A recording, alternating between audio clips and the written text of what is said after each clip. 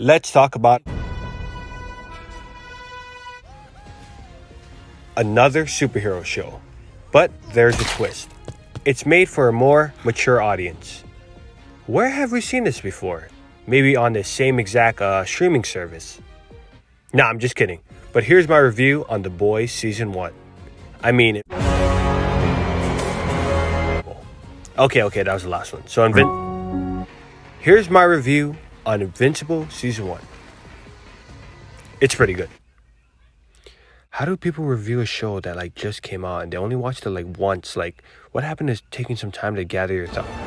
The superhero genre has been no doubt oversaturated since the meteoric rise of the MCU and its massive success, which has created a compulsive need from studios to try and replicate the MCU's success. Amazon has dabbled in the superhero genre that Disney has made popular, but their content is more suited towards adults. Now, I don't want to talk about things that everyone knows already. I want to discuss some aspects and characters of the show that evoke certain emotions. Some may be good or bad, but emotions nonetheless. So the show is pretty good. It's nothing groundbreaking here due to the oversaturation of the superhero genre market, like I said. But although it has fundamental ideas, it chooses to have a more down-to-earth / realistic take on superheroism. Very much like The Boys.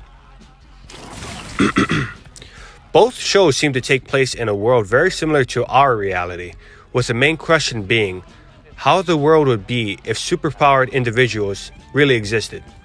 And The Boys seem to be very accurate. Invincible is an animated show. Now, this doesn't take anything away from it. It may even enhance its popularity. Anime has become very mainstream now.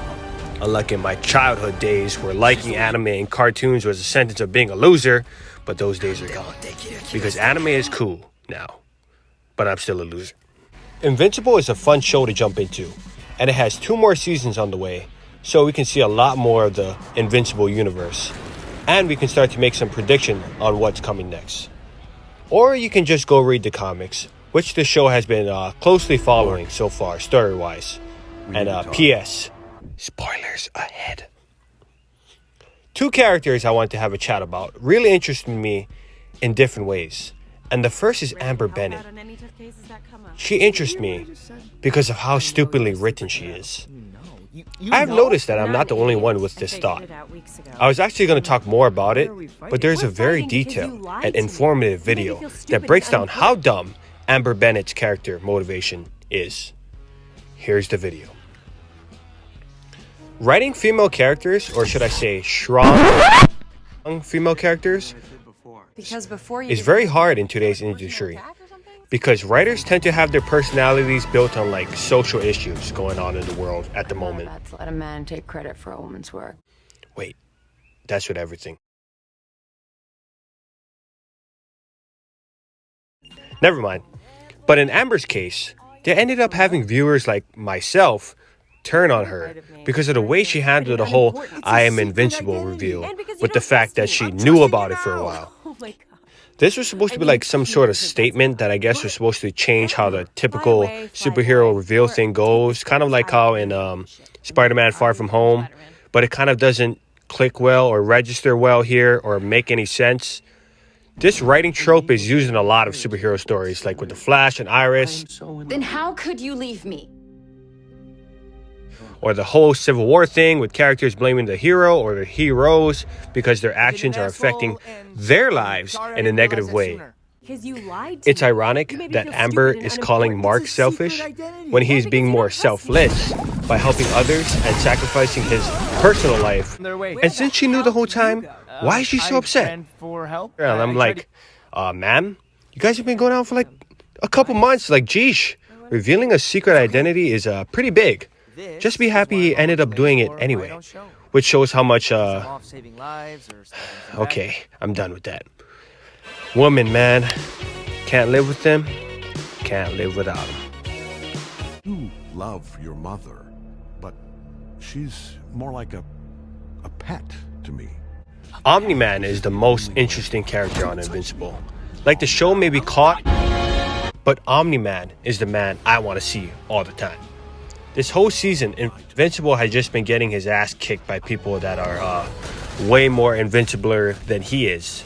You know, like how the Flash says, like, "Hi, I'm Barry Allen, and I'm the fastest man alive." And let's just say, there's plenty of evidence suggesting otherwise. And the fastest man. The word Omni means all, and Omniman to me is a mixture of a lot of characters, with most viewers comparing him to Homelander. While I think both are very narcissistic, I feel as Omniman has a more sense of duty and loyalty to others besides just himself. So I would compare him to maybe like Thanos with his philosophies and solutions and how to bring about world peace.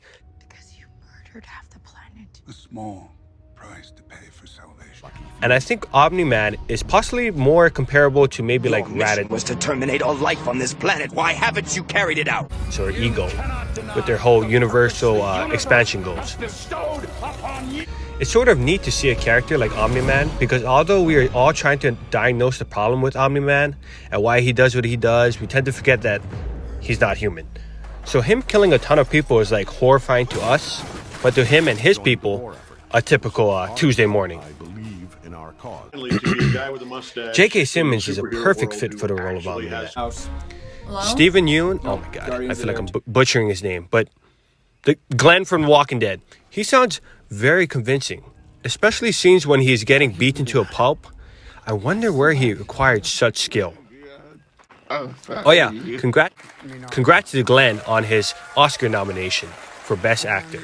And if you have made it this far and tried to act as if you are being entertained, you deserve a nomination as well. And the Oscar goes. So that's my video on The Boys.